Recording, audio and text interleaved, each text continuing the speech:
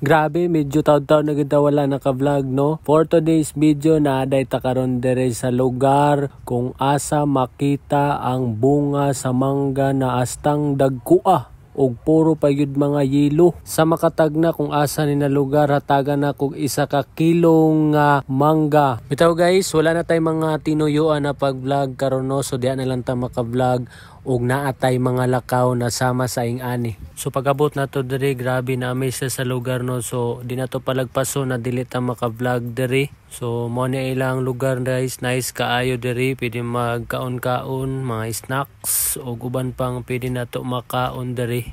Ug syempre ang ilahang pinagmamalaki diri guys na mango shake, mango float, basta na ay mango naana diri.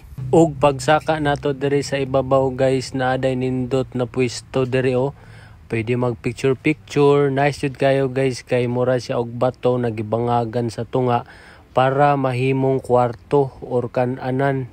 Basta mauna na. Dili po day aircon ng ilang lugar, no? So medyo igang jud siya kung udto or naiadlaw mo moadto diri. Siguro ang pinaka the best time na moadto diri is kanang buntag or medyo hapon na ug bugnaw na ang panahon.